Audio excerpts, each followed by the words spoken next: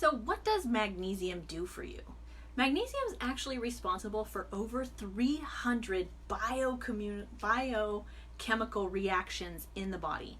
Now, when it comes to like, what does that mean, right? We want to know like, well, how does that affect us?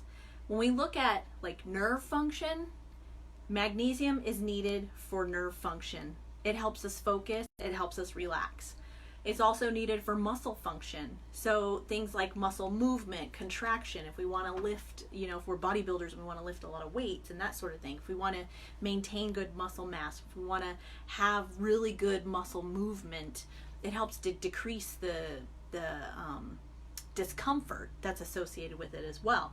So things like immune function, keeping us healthy, colds and flus. Right now we are in a big, huge issue with this whole coronavirus thing, right? We want to make sure our immune system stays healthy and in the best shape we possibly can when we are exposed to threats like the coronavirus.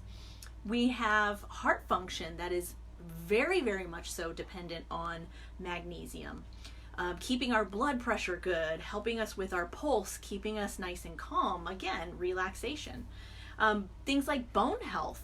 We want to make sure when we do age, we're not getting, really high density in our bones, making them really, really fragile and breakable.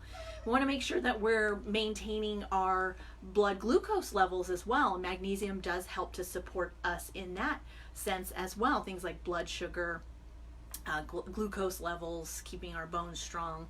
It also even helps us aid in energy production and then also protein production as well, and protein synthesis. So we want to make sure that we do have the right amount of magnesium in our blood so that we can make sure that we have the right biochemical processes happening and those reactions happening, so we can also depend on it for good sleep as well. So we've all read studies about if you've ever had insomnia or had trouble sleeping, some of the quick ways to help alleviate that is magnesium before bedtime, taking an Epsom salt bath. We've heard that as well, right? And you've also heard of like maybe using some melatonin and that sort of thing. So we want to really fight fatigue and fight that insomnia naturally.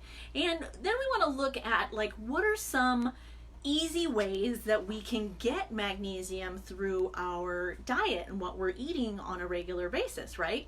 So I have 8 ways that you can increase your magnesium level just by eating certain foods. So number 1 is going to be leafy greens. So we don't always think of greens having we know that they have a lot of nutrients, right? But you wouldn't know maybe per se on a regular basis that they have a lot of magnesium. And just a half a cup of spinach or kale or any of your favorite leafy greens are going to contain about 83 milligrams of magnesium for you. So it's a great way to get some extra magnesium. Also potatoes. Potatoes are a wonderful way. Baked potato, leaving the skin on, that's going to offer you about 50 grams of magnesium as well. Number 3, edamame. A half a cup of edamame is going to offer 52 milligrams of magnesium for you. Nuts and seeds. So nuts and seeds are going to offer like a half a cup of, or fourth a cup of maybe pumpkin seeds or your favorite nut. That's going to offer about 380 milligrams of magnesium. That's quite a bit, so that is wonderful. Quinoa, half a cup of quinoa is going to be about 62 milligrams of magnesium. Beans, your favorite beans, black beans, pinto beans, lima beans, whatever your favorite beans are, kidney beans, garbanzo beans, so hummus, a great way, and that's going to be about 60 to 90 milligrams for you.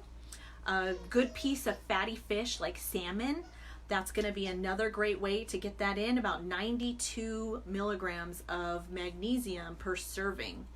And then last but not least, one of my favorite ways to get magnesium. Do you ever crave chocolate? If you crave chocolate, raise your hand. Chocolate, especially dark chocolate's very high in magnesium, and it's also got a lot of antioxidants in it. So if you are somebody that craves chocolate, that's a good indication to know that maybe magnesium's a little bit off, and that might be one of the reasons that you're craving the chocolate.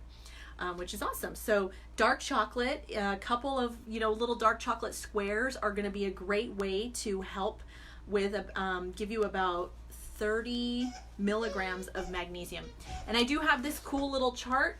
If you are someone that's looking for a way to get more magnesium in your diet and have some of the things that I mentioned here, let me know and I will send a copy of this over to you. You can PM me. Great way to kind of be mindful of like how we're feeling in relation to like what we're craving as well. I look forward to hearing all about maybe something that's been bugging you that I mentioned earlier in this Facebook